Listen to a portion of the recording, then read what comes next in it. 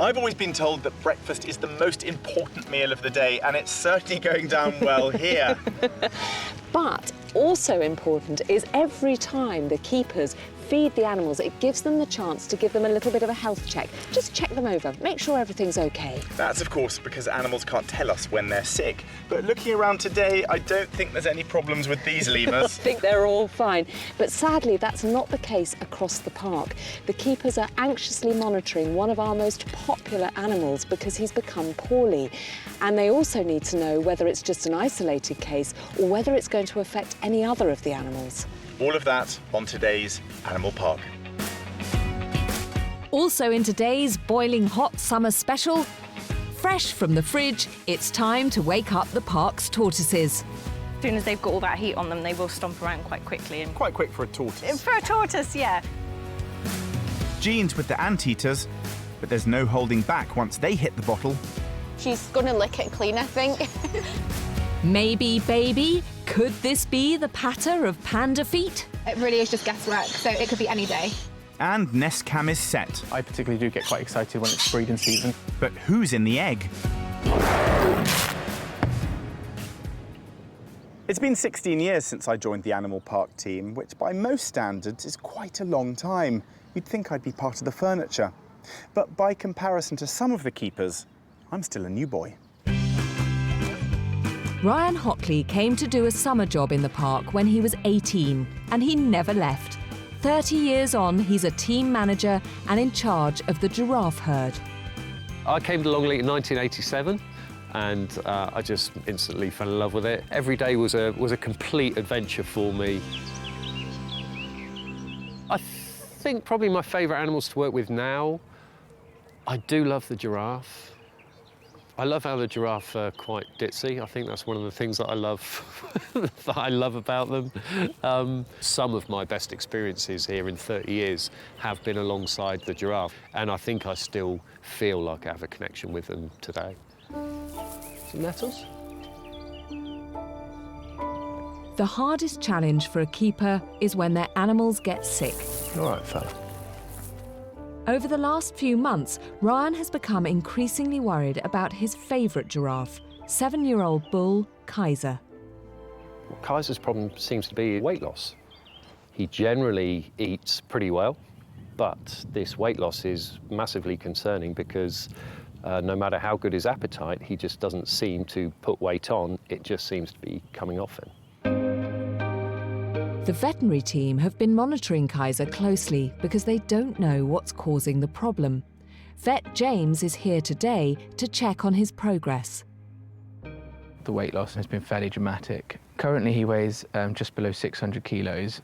An animal of his age and size, we'd be expecting him to be, a good 700 kilos. So it's fairly significant weight loss and warrants more investigation.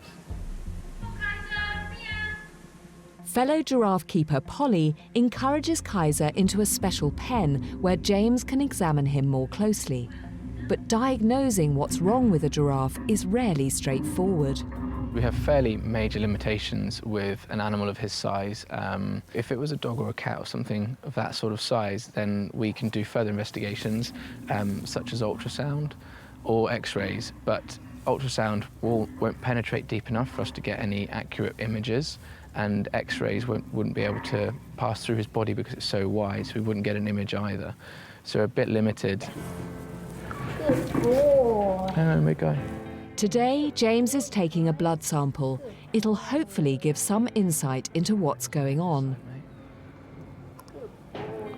There's one illness they're desperate to rule out: bovine tuberculosis. The killer disease was found on farms in the area during the winter, so all susceptible species at the park have been screened. So far, all the big cats are TB-free. Fine. Yep, another pass. Come on, Mary. The giraffes are next to be tested, but the fear is that Kaiser may have contracted it already. One of the big worries for us is potentially TB. Certainly the loss of body condition is something that you would expect to see in an animal that's, in a pretty advanced stage of TB. Oh, OK, little man, well done. Kaiser is displaying some of the symptoms of TB, which is a massive cause for concern. Well done, Kais, good boy. One of the key markers of TB is weight loss. He does look skinnier to me as well. Yeah. Any animal diagnosed would have to be put to sleep to spare them a slow decline. Good lad. We're all definitely worried about him. He's probably one of the most popular characters in our group of Giraffe. He's a lovely lad. And of course, if it was any animal within the section, we'd all be as concerned as we are. But because it's Kaiser, because he's got such a wonderful temperament, that I think from an emotional perspective, it's really hurting everyone that little bit more because it's Kaiser. We could be in the scenario of just watching him waste away in front of our eyes. Of course, if Kaiser is infected, there's a chance that the entire herd could have contracted a killer disease.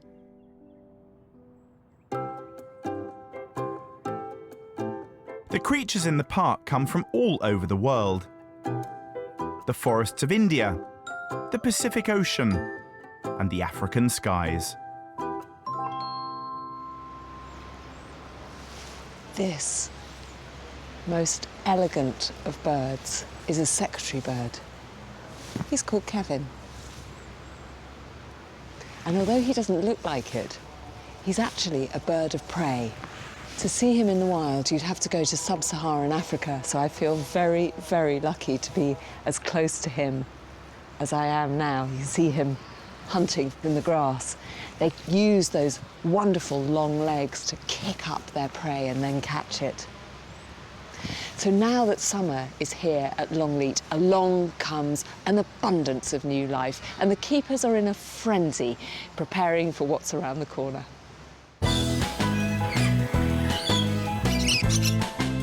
The park is home to a fabulous flock of 35 rainbow lorikeets. You're not supposed to have favourites when you're sort of working with a whole bunch of animals, but the lorikeets are mine. Ryan is their keeper, and he absolutely adores them. They're so characteristic, and they've all got their individual little personalities, and they're very, very intelligent. They're all numbered, and that's just so that we can all identify them. They've got a little number on their ring, but there are a few that have names. A few of them have come to us already named from their previous owners. So we've got one called Eric, we've got one called Skittles, but we also have one called Womble. Now, Womble arrived in 2011, and actually turns out that Womble, who for 5 years we thought was a boy, actually is a girl. And she's hand-reared, so she's very, very friendly. But there's no time for tweeting the birds today, as Ryan is supervising a weigh-in. Who are you then? 39 is 134 grams. So it just gives us a good indication of what the whole group weighs on average. So if we've got any particularly skinny ones or overweight ones, we can manage them. But if all the ones we weigh of the small portion are generally along the right lines, it gives us a good indication that the whole aviary's nice and healthy as well.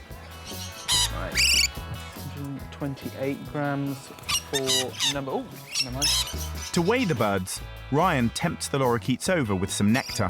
It can be quite hectic, obviously with 35, all of them trying to be at the front of the queue for the nectar. It can be a bit difficult, so you've just got to be persistent. There's a lot of getting the same one twice. Number 28 in particular is quite foodie, so you get him every single week.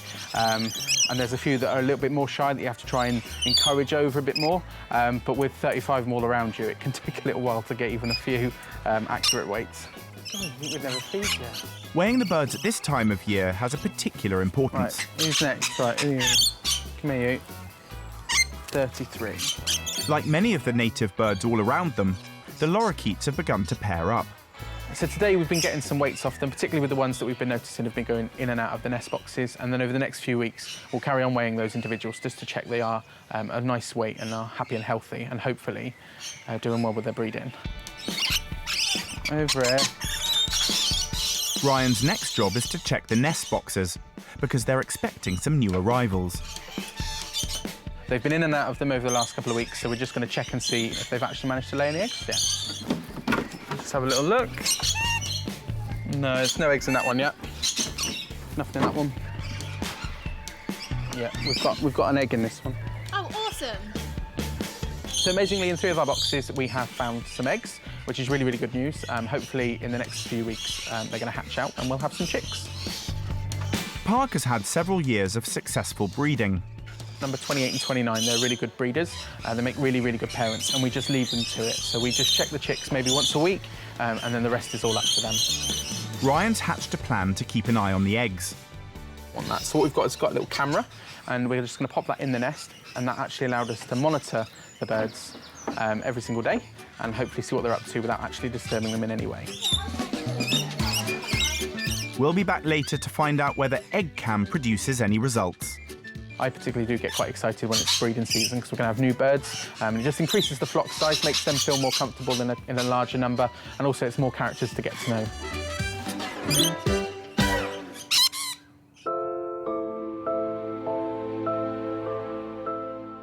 For all the keepers at the park, top of their wish list is for the animals in their care to be healthy. Earlier, we met poor, poorly Kaiser. His drastic weight loss has the vets worried, and they suspect he may have TB. If so, there's a good chance it will have spread to the entire herd. Whatever it is, it seems like it's threatening his life. So whether that be TB or something that you and I have never even heard of, then we're really worried about him. Well done, mate. Good boy. Today, the whole herd is due to be tested. The plan is to encourage the giraffes through the enclosure one by one. It's recently been adapted for exactly this purpose, but the animals are still wary of entering it. With giraffe, you have to sort of approach them a bit differently to small animals because they're obviously such large animals. They're also quite nervous, so you need to be quite considered in your movements. Take it slowly and be quite quiet as well. Come on, Thorn. Here's a good boy. Come on, then. The first giraffe to try and get into position is 8-year-old male Thorn. He's 20 foot high, weighs half a ton, and is easily spooked. Dealing with these mighty creatures is an epic challenge. Vet James approaches slowly so as not to alarm him. A patch of skin is shaved, then injected with the serum. You can't bang the injection in. You have to be careful because you just want to put a little bleb in under the skin. So actually it's not too invasive for the giraffe, which is a good thing. He'll be reviewed in 3 days. If there's any swelling, the test could be positive. The crushes worked really well. He was nice and calm, and the keepers kept him distracted with food. So that's one giraffe down, 13 to go. The team worked their way steadily through the herd.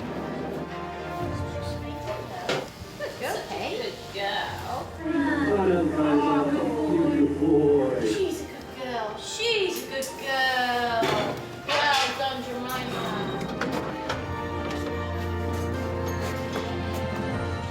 Testing is over. So we've just finished the 14 giraffe. We had 1 or 2 stubborn who took a bit of persuading to get in, but no, it's gone really well, and all of them are out, as you can see behind me in the paddock grazing. So yeah, really good, really positive. 3 days later, and they're doing it all again to get the result.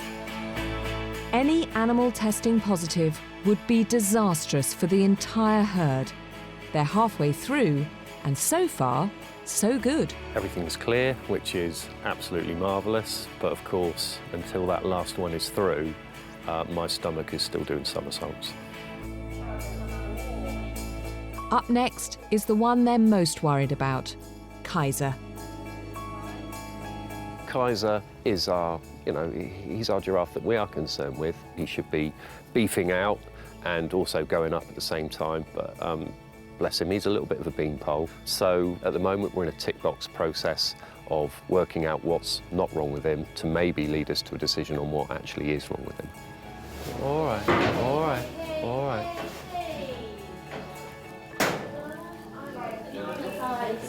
Oh, fantastic. Well done, everyone. It's great news about Kaiser. Good boy, Kais. Well done, son. In fact, the whole herd are in the clear. It's a huge relief. Yeah! Oh my God, well done, guys. Hold on, guys. We have all 14 giraffe are free of TB negative, so I couldn't ask for any better because they're all clear. So great that we know that Kaiser doesn't have TB, because that really is a one-way ticket and it's not a pleasant journey. But also at the same time, that means that we're back to square one now, trying to find out what is wrong with him. James receives the results of a blood test. It shows a high white blood cell count, which indicates an infection. Kaiser has got quite a serious illness. Now, because of his size, it makes it quite tricky to actually pinpoint where that infection is. So we treat the symptoms, and we've given him a 10-day course of an antibiotic. It could potentially be a life and death situation for him.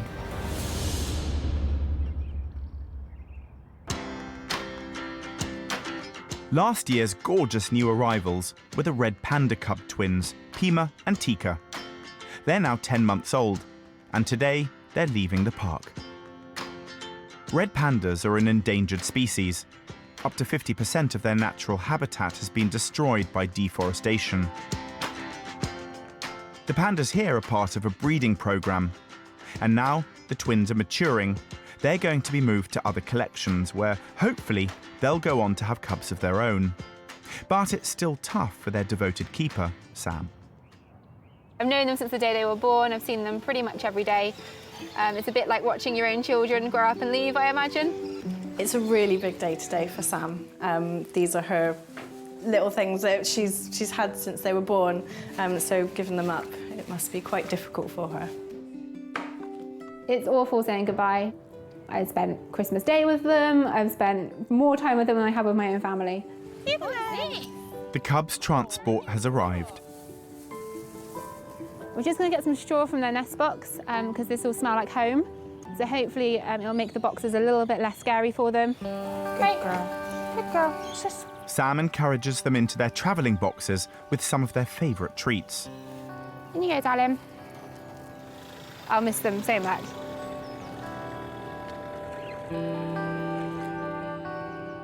Coming in tomorrow morning, there only being 2 of them, I think is going to be a little bit sad. But I mean, you know, it's totally natural, and fingers crossed in a few months we'll have the patter of some more tiny panda feet.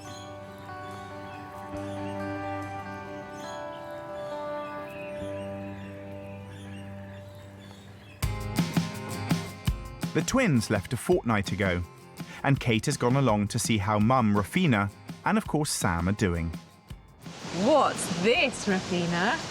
Now, Sam, most importantly, before we talk about her, I want to talk about you. How are you feeling? Because I know you were a little bit sad about the babies going. Yes, so our babies have been gone for a couple of weeks now. Obviously it was very, very sad, but we've seen pictures of them in a new home and they're doing really well. Brilliant. So that's all we can hope for, really. And if my information is correct, you could be having new babies any moment now. Yeah, fingers crossed. Rafina's put on lots of weight, which is a really good sign. Yeah. We've been doing our little tummy checks on her and she's got a big chubby belly. So fingers crossed we might have some baby pandas really soon. Really? I mean, how soon do you think? She's due any day by our calculations. Really? But she has a bit of a habit of keeping us hanging on. So fingers crossed that everything's going to go well. Absolutely your prerogative. And I mean, she seems extraordinarily active, even though, you know, she might be imminently giving birth, and particularly fond of banana. Yes, so banana is really high in protein. Right. So we're giving her a little treat today, just because if she is pregnant, she might eat a little bit of extra protein in her diet. Yeah. We've got some scrambled egg as well. So all nice high protein treats to see if that'll help her. Let's see what she thinks about scrambled egg. What do you think about scrambled egg? Oh, not going to be fooled with that one. Oh, no, thank you very much. Much rather have the banana. Should we give you a bit of banana there?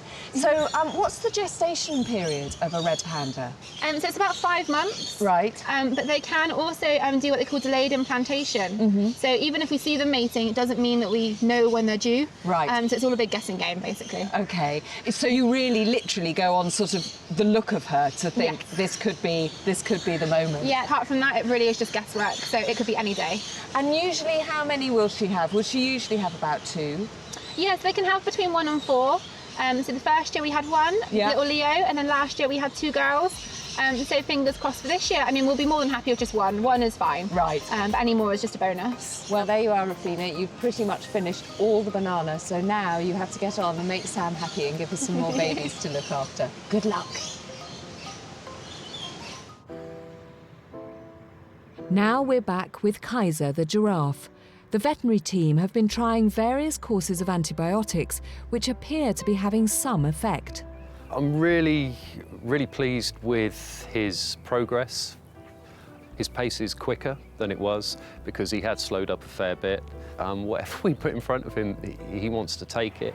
A few bits of that as well. But Kaiser is far from being out of the woods, and only time will tell if his condition continues to improve. I definitely see a connection between the course of antibiotics and an upturn in his general demeanour, so I'm quietly hopeful.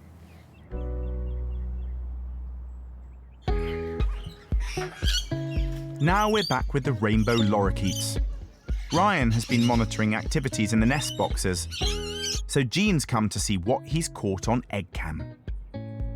That's just a couple of the eggs several weeks ago now. What's the incubation period? It's roughly about 3 weeks. And how are the eggs kept? Does mum tend to look after them or dad? Well, they pair up, and they pair up for life, but generally mum gets a bit of a raw deal. She has to do all of the sitting, so she'll stay in the nest and look after the eggs, and dad will sort of just keep an eye on them. She'll come out for food, but generally she'll do most of the sitting. So this is the eggs. Let me see the chicks. Okay, so this is them at just a couple of days old. You can see the eggs have only just hatched. It's so great that you've got a camera on this, because Yeah. this is something you would never get to see. And how old are they at this point? This is literally just a few days. You can see that the eggshell's still there, cracked eggs, yeah. so the parents haven't got rid of that yet. So this next one of the two. So they're pretty bald at this point. There's only little tufts of feathers they've coming not got their out. adult feathers coming through yet. They're generally quite pink and got little tiny white feathers, so they're quite ugly at this stage. And nowhere near as pretty as Oh, they are not when they're ugly. adults. No, they're not, but they're a lot uglier than they are when they're adults. Very cute, and a real sort of grey-white colour. Yeah, he's starting to get older now, this one. They will, in the next few weeks, start to get their adult feathers through. And the little wings are coming out as well. How long will it be before he can fly? They tend to fledge at about 5 or 6 weeks old. How lovely for you to be able to follow them from being inside the egg to hatching and then just making their way out into the world. Yeah, it's quite nice when you've got more new birds in, because it makes the flock even bigger and more natural, which is nice. Yeah, it's been lovely seeing your new arrivals at all the different stages, and best of luck. Thank you very much.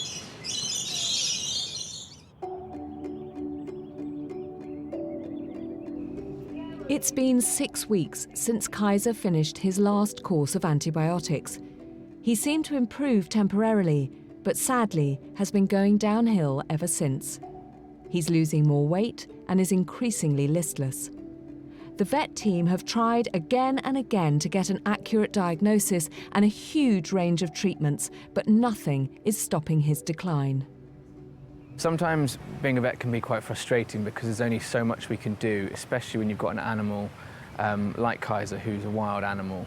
Despite all of our best efforts, we haven't been able to find out exactly what's wrong with him and what's underlying. In an ideal world, we would be able to take x-rays, do an ultrasound scan, and get more information then.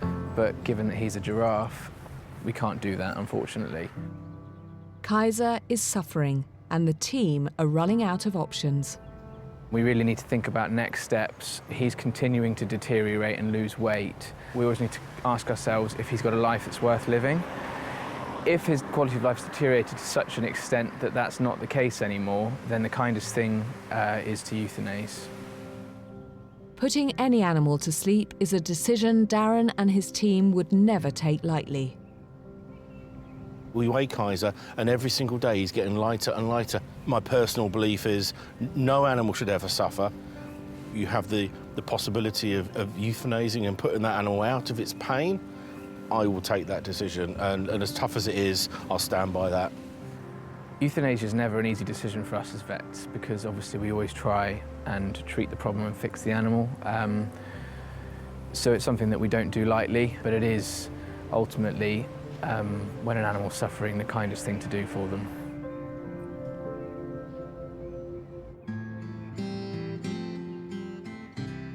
Two weeks later, the miracle we've all been hoping for simply hasn't come, and a decision has been made. The team here have had to make a really tough decision in just the last few days to put Kaiser the giraffe to sleep. Really, really tough for all of you. Yeah. How do you come to a decision like that? In Kaiser's case, he has been progressively losing more and more weight. And of course, ultimately, that started to affect his whole locomotion. Everything is affected by this because he literally hasn't had the muscle left to be able to propel himself forward properly. And the high white blood cell count, I mean, that's indicative of some sort of infection, is it? Yeah, some sort of infection, or certainly indicative of his body is trying to, his immune system is trying to fight something. But unfortunately, no matter how much help we've given him over the last few months, it's not been enough. So we didn't want to get to a point where we found him down one morning, because in a way that's kind of it's a bit of a coward's way out.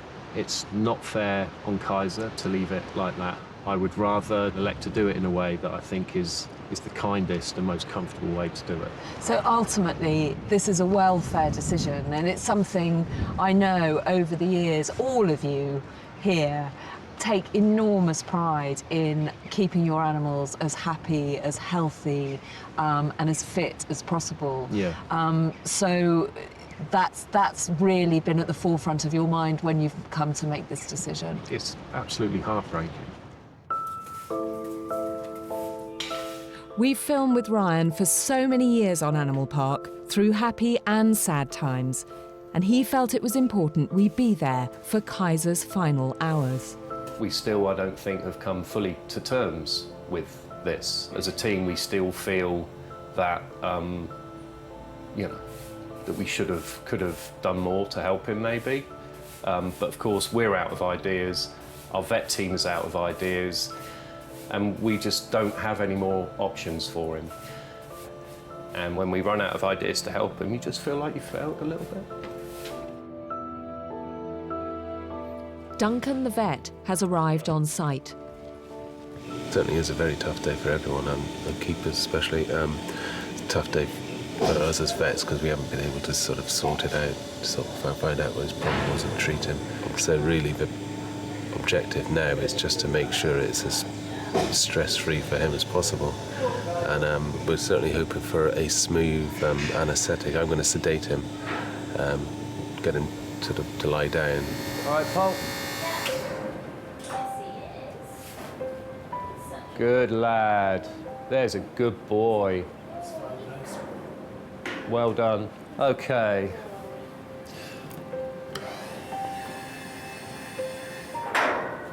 We absolutely love Kaiser. He's such a fantastic animal. He's a wonderful character, but he's always been a gentle soul, and that's what makes this hurt all the more.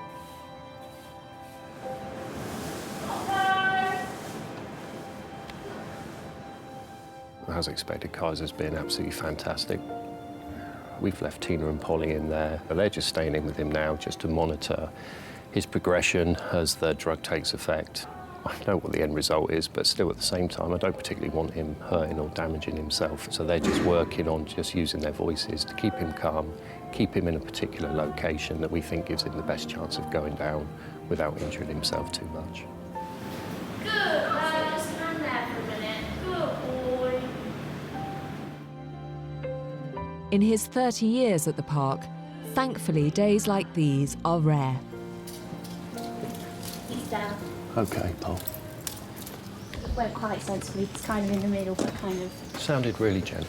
Yeah. Right. Okay. The team are on hand to ensure everything is made as calm as possible for the moment when Kaiser slips away.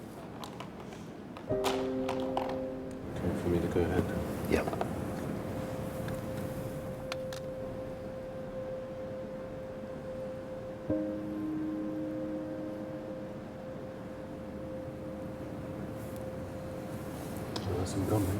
Cool.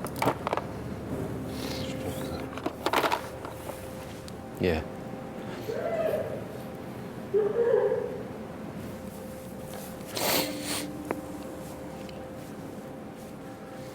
It's totally the right thing to do.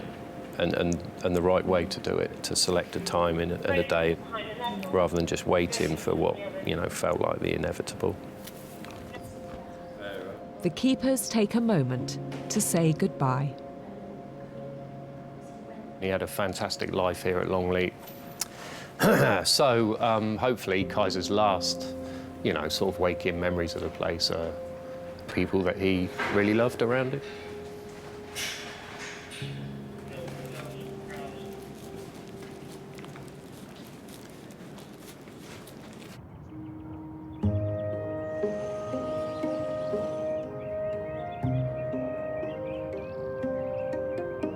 As devastating as it is to lose a young animal like Kaiser, at the park, the circle of life continues to turn. The seasons change, new animals appear and take their very first steps into the world. And the park's oldest residents come back out into the sunshine. Amos is 85 years old this year, which is the oldest animal in the entire park, and actually she's the same age as Lord Bath as well. Emily put the park's 7 Hermann tortoises into hibernation back in October. Tortoises are cold-blooded, which means they rely on environmental factors to regulate their body temperature. So, while they hibernate, the fridge is the best place for them. Here we keep the fridges between 5 and 7 degrees, which means that they're staying asleep the whole time. The trouble is if it gets too warm, then they'll wake up. Where they haven't been eating, they're using all that energy and they're not getting any more energy going in. So they start to lose a lot of weight, and then that can become a bit of a problem. So we aim to keep those fridges between 5 and 7 degrees all the way through, and that keeps them nice and healthy. So just put them in the bath. Bathing revives them and wakes up their appetite. We'll just cover their shell with a bit of water, give it a bit of a clean. So the first thing we'll do is we're going to clean her mouth out. Like I said earlier, unfortunately, because she's had her mouth shut for so long, she's going to have a bit of a gacky mouth. So next step is to grab one of our cotton buds. So we'll just give it a wipe around, see if there is anything in there. Okay, and then we just have to dry them off and make sure they're really, really dry before they go outside. So we've got her nice and dry with the towel now, but one of the stranger things we do here is we actually finish off making sure she's really dry with a hairdryer.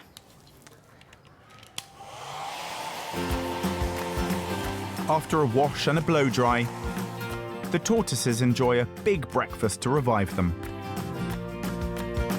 A couple of months later, and I've come to find out how Amos and company are doing. Earlier this year, the tortoises came out of hibernation, signalling the start of spring. It's now summer, so I've caught up with keeper Emily to give them a checkup, is that right? Yeah, so they've been out for a few months now. They've been eating really well, they've got this lovely sunshine, so we're just going to weigh them and see that they're nice and healthy. Okay. Now, what does Amos and the other tortoises eat? So at the moment we're giving them lots of dandelions and clover and plantain and things like that. Lots of. So that's what we've got here. Yeah. Can we see if Amos will actually eat some? And why specifically dandelion leaves? They've just got so much calcium in them. They're just the best thing you can feed a tortoise. Lots of people will feed cabbage and things like that, and there's just not quite enough nutrients in it for them. Whereas weeds that you find naturally in your garden and places like that are so good and just the best thing for them. And presumably it's quite important to pick local produce and also seasonal produce. Yes. Yeah, so at the moment these are absolutely everywhere, and actually we go up once a week to the wolves enclosure and pick the dandelions from them. And have you noticed that they particularly like the wolf wood dandelion leaves? Yeah, obviously we wash it beforehand. But yes, yeah, they love it, and you can see they eat so quickly. And they're really loud eaters as well. You never think something like this is going to be really loud, but they're so loud when you've got a group of them eating. Is it quite important to check that they're eating healthily? Yeah, definitely. We need to give them really, really good food, and also we weigh them on the 22nd of every month, always have done, just to make sure that they're a good weight. Okay, so we're going to weigh Amos. Let's see how good my estimation is. 3 kilos roughly. Okay. Let's see what you are. There we go. 2.74, so I wasn't too far off, but how does this compare to Amos's previous weight? So last month she was 2.75, so Okay. she's dropped ever so slightly, but we'd start to worry if it became more sort of 20, 30 grams, something like that. But it could be that it's because it's so hot at the moment, she's burning off more energy, and so she's got to eat more, and it's just kind of that cycle.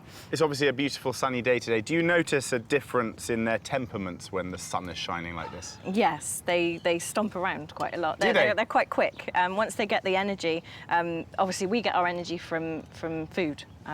But because these are reptiles, they get their energy from the heat. So as soon as they've got all that heat on them, they will stomp around quite quickly. And, quite quick for a tortoise. For a tortoise, yeah. Lots of people ask me whether I think they're fast, and I do. I think they're really fast for a tortoise. Well, Emily, thank you very much, and let's hope that all the tortoises enjoy the rest of the great British summer.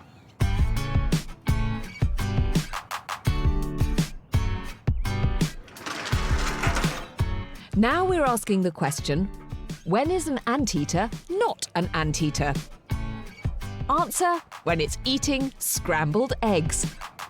This is Moroni, the park's female giant anteater. As their name suggests, in the wild, they do mostly eat ants and termites. However, they will try other types of foods if they come across them. Kim wants to find out whether there's anything new she could add to Moroni's diet. So Jean is helping her carry out a taste test.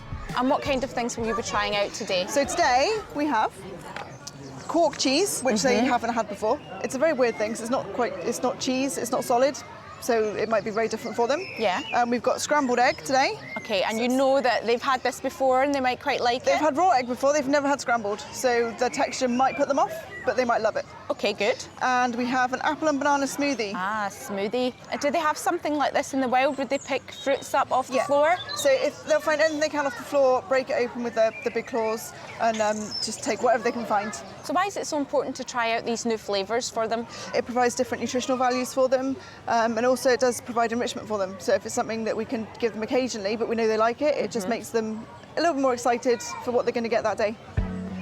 Is this Moroni? It is, yes. Come on over, Moroni. We've got some treats for you. Come on, have a sniff. How's their sense of smell? It's amazing. Right, it's so much better than ours. Want some smoothie? Fancy some smoothie? Oh, she's had a little sniff and I'm not sure if she's going for that. It's just surprising because this is quite sweet. Up she comes. Oh, have a sniff of this. Let's see how she likes the cork. There you go, get your tongue in there. I think she likes that. So the cork's been a bit of a success. Absolutely. And this is not really like anything they would eat in the wild, is it? No, not at all. Remind me how long her tongue is. It's 60 centimetres, their Wow. tongue. Yeah. And I can really feel it flicking the bottom of that bottle. She's going to lick it clean, I think. Are there any teeth in there? None. No, they have no teeth at all. It's all tongue.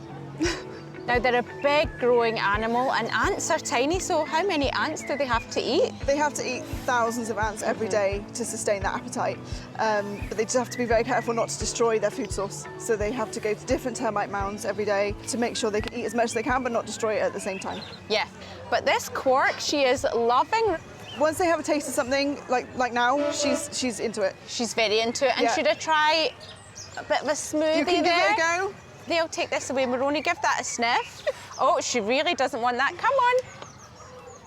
So that's great. She's really enjoying the egg, and I know she's had egg before, but not this consistency. This is scrambled, so that's another thing you can add to her diet. Absolutely, and it does smell slightly differently when it's cooked as well. So it just adds so many different things for her now. So it's really nice. Let's see, have a sniff of that. She's really not into this at all. It's nice and sweet, honestly. No, I think she's more of a savoury girl. Yeah, definitely. Maybe avoid the sweet. Well, there's two more things you can add to your menu. Scrambled eggs and cork.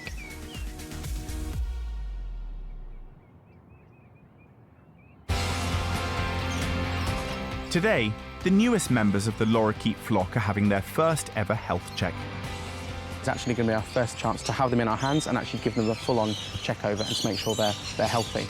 For the health checks, they need the fledgling birds on their own, so Ryan needs to keep the parents distracted. So I've got some nectar, and because it's the first thing in the morning, they haven't had any breakfast yet, so this hopefully should distract them away from the nest boxes so we can work in peace and not actually have them on our shoulders watching what we're doing. Come on in. In there, you. So they're distracted. Just going to go up the ladder, grab that chick out. It should be quite calm because it's never been grabbed before. So I'll just bring it down, do a little health check, and pop that ring on, and then hopefully pop it back quite quickly before they're finished. The ID rings are essential for identifying the individual birds and keeping track of which family group they come from. Just check it over a bit, it's quite wet. Okay, he's got all his adult plumage coming through. So he's got nice bright eyes there. You see his beak's quite dark. When they're young, they have quite a dark beak, and that goes more sort of orangey coloured a little bit later on down the line. It looks good. So we'll pop him back whilst they're not looking. Ryan will have to be quick so he doesn't distress the parents and risk breaking the bond they have with their chicks. Okay, so that's that chick checked. Let's check the other one now.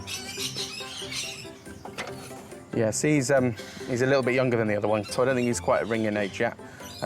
He's a bit bare in places and he's still not quite got all his adult feathers through, so give him another week or so and he might be the same age as that one now. Obviously, to have two chicks from separate parents is really, really good. It means that in a couple of years' time, those two potentially breed together, which would be quite nice. They'll be of similar age. It'd be really nice to get as many as we can this year, because it's been a good year so far. It looks like there'll be a lorikeet in this park for years to come.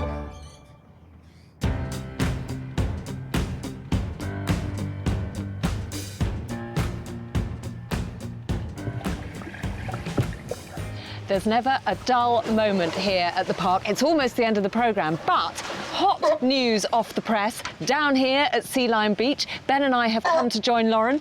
What happened this morning? A bit of a surprise, actually. A very unplanned little baby sea lion. Look. So literally hours old? Yeah, second day today, so yeah, very, very... And is this mum here? This is Mum Zook, yeah. So Zook is not sure about us being so close. Is she being super protective right now? She is, yeah, she's a really good girl. She's had quite a few pups here over the years and she knows exactly what to do. Now, you say unplanned. Yeah. Why is this such a surprise? Because usually you're really across who's pregnant and what's happening. Exactly, yeah. I mean, we had an idea. We thought she's looking a bit big, but we actually castrated our male Buster last year, as he has had a lot of babies here at Longleat. He's getting old, and we thought, you know, he's had his time. He's had a lot of babies now, so we thought we'll give him a break. We'll give the girls a break, but he had other plans, unfortunately. So one last pup for us here, so which is nice. And do you know yet whether it's a male or a female? No, not yet. Not yet. We're having a good look. We'd hedge our bets and say maybe a boy. Maybe a boy. Yeah. Oh. And how long until it's out in the water? A couple of weeks, yeah. It'll just lie quietly here for a bit and then it will start exploring around the beach. Lauren, you have a huge smile on your face. Congratulations. What a way to end the show. Thank you and good luck. Here's what's coming up on the next Animal Park. A medical emergency Until we get there and assess it, we really don't know what the situation is. forces keepers to take drastic measures. A world-class elephant expert is here to help Anne like never before. When Christian comes in, he gets into the mind of Anne. We go. And top cameraman Louis Lebron is back to film the fastest land animal in super slow motion.